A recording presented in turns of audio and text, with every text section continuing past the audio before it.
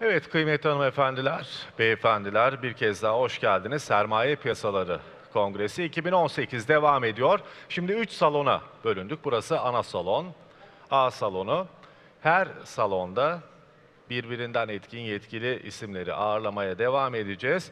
Şimdi CFA Yönetim Kurulu Başkanı ve Genel Müdürü Paul Smith huzurlarınızda olacak. Sayın Smith'i huzurlarınıza davet etmeden önce ben de biraz sergüzeştinden bahsedeyim. Paul Smith, CFA Enstitüsü ve onun dünya çapında 158 binden fazla üyesine yatırım uzmanlığı konusunda yüksek standartlarda eğitim, etik ve profesyonel mükemmellik yönlerinden liderlik ediyor. Smith 30 yılı aşkın süredir önemli finans merkezlerinin çeşitli pozisyonlarında yer alarak yatırım yönetimi endüstrisine geniş liderlik tecrübesi getirmiştir ve şimdi Sayın Paul Smith'i sunumlarını yapmak üzere alkışlarınızla sahneye davet ediyorum. Thank you. Thank you, and good morning, everybody. It's very nice to be here, and thank you to the Capital Markets Authority for having me. I won't delay you too long. I'll try and be as quick as possible so we can catch up some more time and hopefully allow the panel to talk for a little bit longer. It's great to be coming on straight after Gert Leonard, who spoke to us this morning, because a lot of what I have got to say this morning, I think fits very naturally with what Gert was saying. For those of you who don't know CFA Institute, we are the professional body for the investment management industry. And this is our mission statement. And I think following on from what Gert said to us this morning, I think this mission statement really has relevance in the new world, in the future of investment management that we're going into. If you think about what a profession is there to serve clients. First, second, and last. It's not there to serve itself, it's there to serve its clients. And when you think about professional bodies like doctors, lawyers, accountants, you'll get what I mean, that those bodies all exist because their focus in life is client service. But the second thing that's important about a profession is that it has purpose. A profession's purpose is the ultimate benefit of society. And that's really important, and I think that flows nicely from what Gert was trying to say, and hopefully flows very nicely into the panel that is to come. Our purpose in life is not to enrich ourselves as financial services individuals, but our purpose in life is to serve our clients and to help our clients and the societies in which they live achieve their financial aspirations. And one of the things that I think is going to be very important for us as a profession going forward is to be a lot louder and prouder about that sense of purpose. To make sure that all of our clients, our regulators, really understand that we have a point.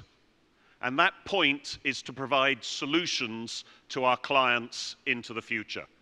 And if we can do that, if we can articulate that sense of purpose really forcefully going forward, then I think we have nothing to fear from technology.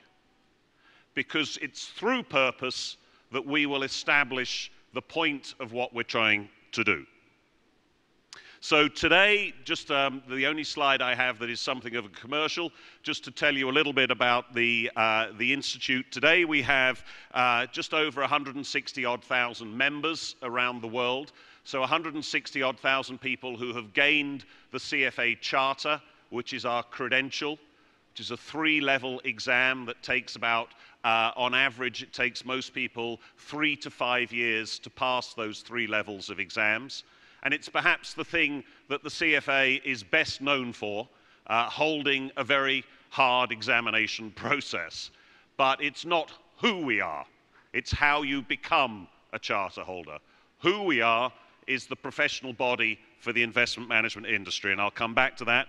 Our members today are primarily in the United States, but increasingly here in Europe, Middle East, and Africa, and in Asia Pacific. And if you look at the number of administrations of that exam, which are roughly speaking 350,000 examinations a year we're holding now across all three levels, you'll see that overwhelmingly Asia today is the largest piece of that pie. And if you look at Turkey's numbers, you'll see that we have about 166 members here in Turkey, but about 500 young Turks who are going through the examination process. So that for us, where we have more students than members, is an extremely positive dynamic. It means that over the next few years here in Turkey, we expect the numbers of our charter holders to grow exponentially in this country. So what do we do? How do we try to deliver on that mission? Well, simply we have a very simple three-pillar strategy. The first is to help people into the profession through the credential.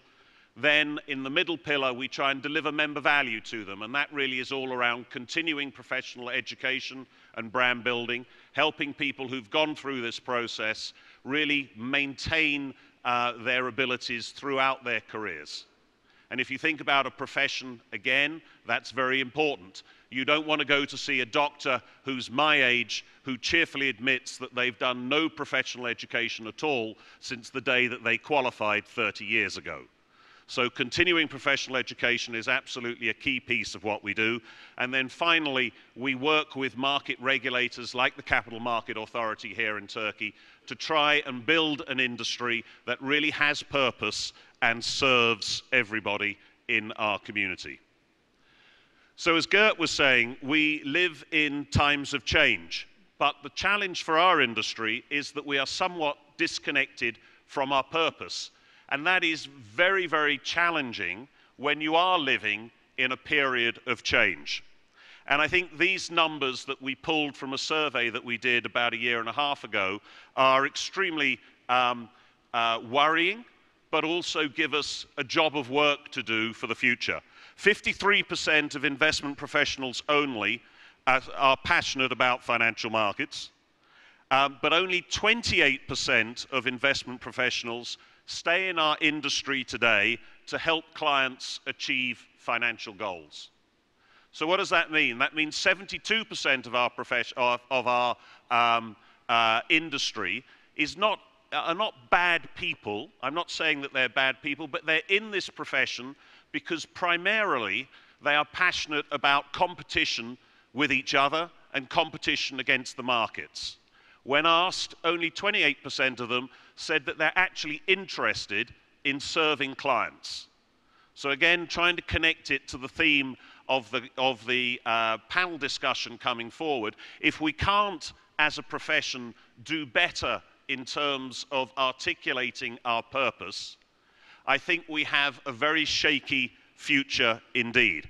And those last two bullets there, that really not only retail investors but also investment professionals are pretty agnostic, if not negative, about our abilities as a profession to really act in the best interests of our clients. So that really is an extremely worrying survey as we go into this period of change where we're going to be challenged more and more to articulate purpose. And as we know, there are lots of global trends affecting our industry today. We've got aging demographics in a lot of the Western world. We have technology, we have economic imbalances, we have an increasing propensity of governments to regulate our industry, and also we live in a very resource-constrained world. So lots of really global trends that are really buffeting our industry. And this is from a report that we did in 2017 called The Future State of the Investment Profession. And so we took those trends and we tried to project forward 10 years as to what sort of industry this might develop. So some scenario planning. And this report is on our website. Everything that we do is free. We're a not-for-profit organization, so you can download these reports from our website. This one's called The Future State of the Investment Profession. And we really worked out that we thought there would be 4 scenarios that would come out of this. Possible fintech disruption, obviously, which would severely hamper our ability perhaps to make our margins. Parallel worlds, where we would have financial technology-enabled industry alongside old world industry. Lower for longer, interest rates remaining a lot lower than we would like, for a lot longer than we would like. And then the final one that we're trying to push our industry towards is a capitalism that is much more around solutions provision to our clients. Some other things that we need to keep an eye on as an industry, this is my personal checklist. I live in Hong Kong, and the growth of the asset management industry in Asia is absolutely overwhelming.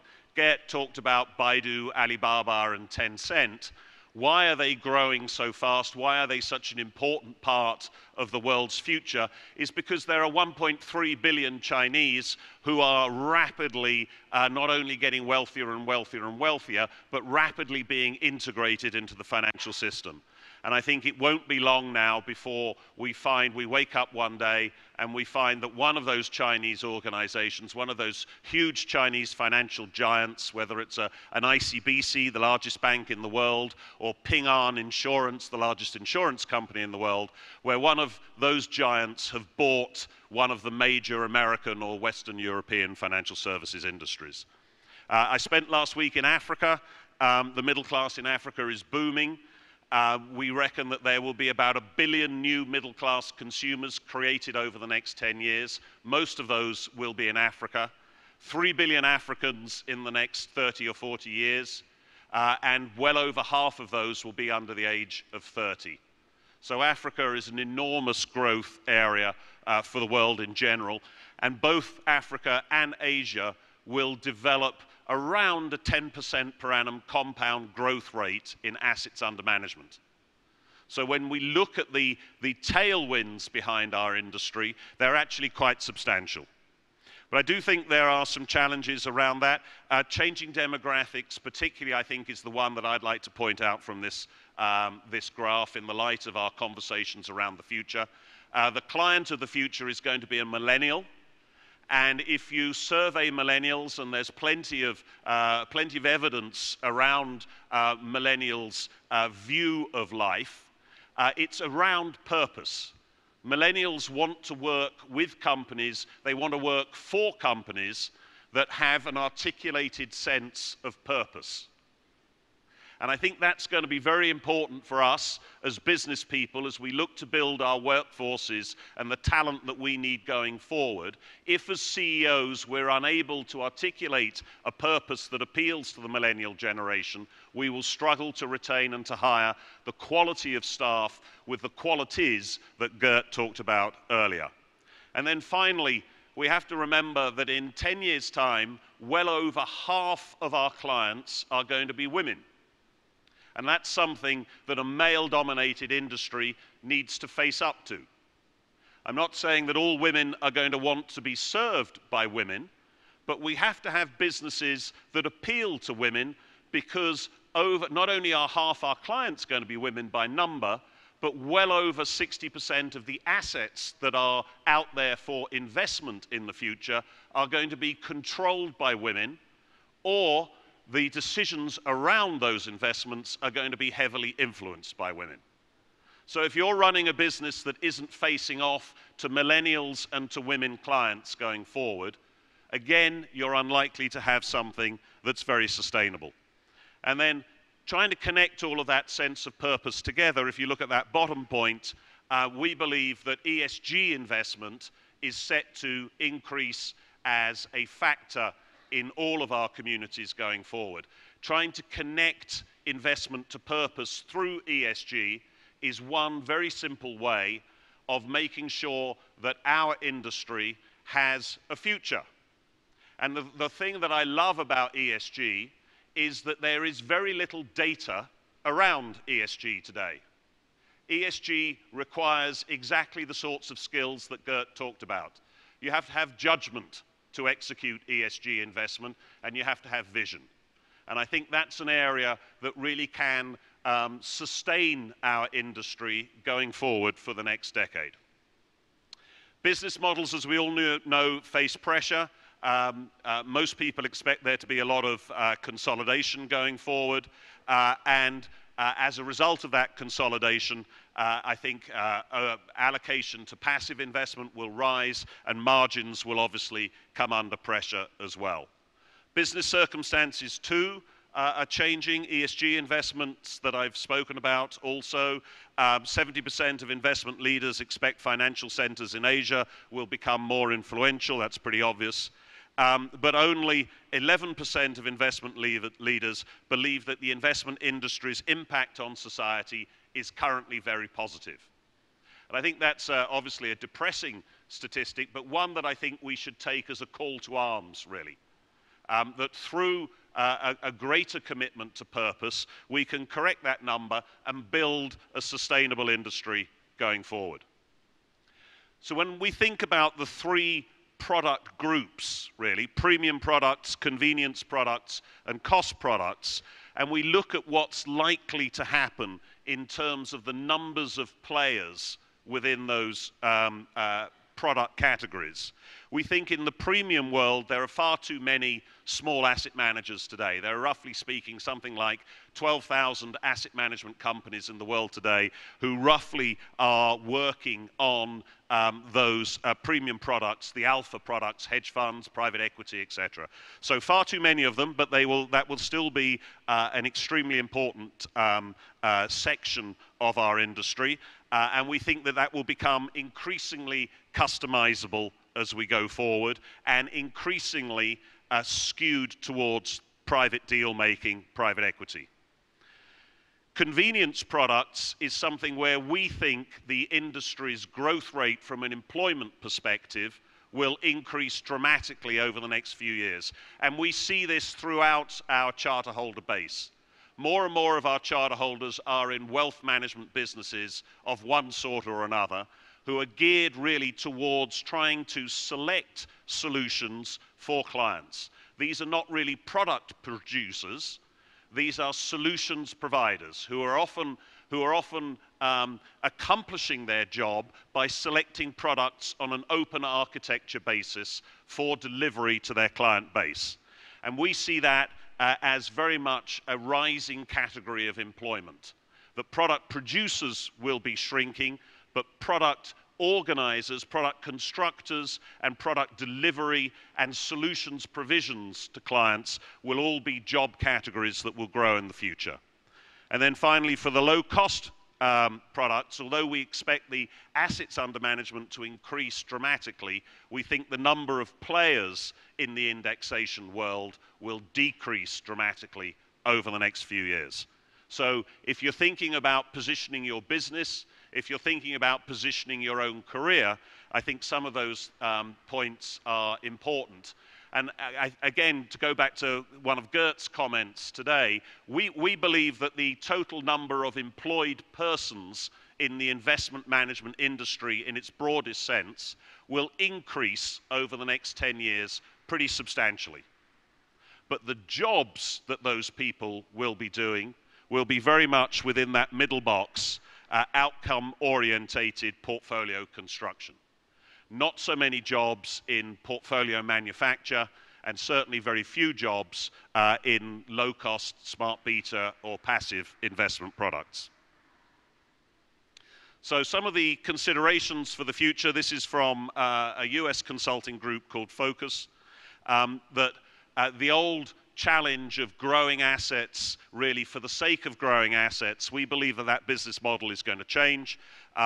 Products and services and investments will need to show both economic and social purpose and value. And you will need to commit to transformative change within your company and the community. Whether you donate to charity or not is another matter, but you will need to show that your business is really committed to the environment in which it lives. So we took those scenarios that I talked about earlier on from the future state of the investment profession, and we delivered this year, in the middle of this year, another report which is called The Investment Firm of the Future. Again, it's on our website. Please feel free to download it. And we took those scenarios and we tried to deliver some narratives off them. And the most important narrative, I think, is around the people model. this idea that Gert talked about combining technology and people to deliver a purpose and a product that our clients want. And when I think about the CFA, that's really a huge challenge, because I 100% agreed with what Gert talked about in terms of the skill sets that the future investment professional is going to need. And the CFA Institute over the last 20 or 30 years has provided a very technical education to its charter holders. And I think in the future, what we're trying to do is to round out that education much more into the softer skills areas that we're all going to need going forward. Client empathy, solutions provisions, trying to understand what the end goals for clients are, and trying to deliver those through smartly enabled technology. And so this is our sort of recipe for success, again, from the investment firm of the future. These are the things that we believe a smart organization is going to need in the future. And the two that I would point out there are people and technology better together. And I think Gert made that case very strongly, and refocus the investment process on outcomes rather than benchmarking.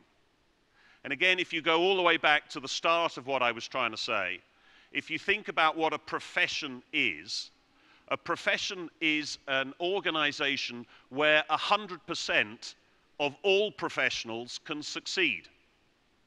And if you think about the way that we have set our profession up, which largely speaking, success is declared in reference to a benchmark, we have organized our profession so that 50% of us every year are bound to fail. And as a result, it's very unsurprising that our clients and regulators really find it hard to understand why we produce much value. So we have to reconstruct professionalism and say that our purpose is to serve our clients' needs.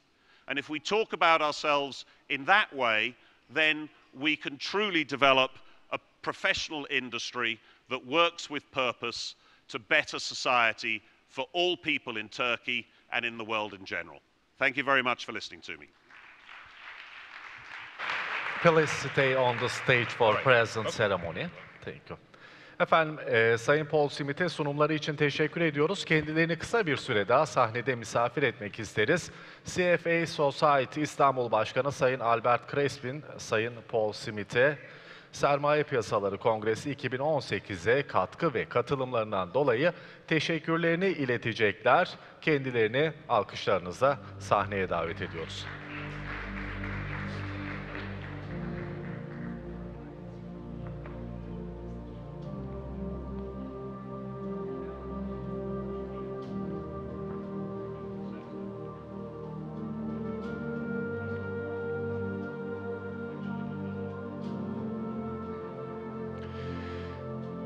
Efendim, ara vermeyeceğiz. Yine burada olacağız. Panelimiz olacak.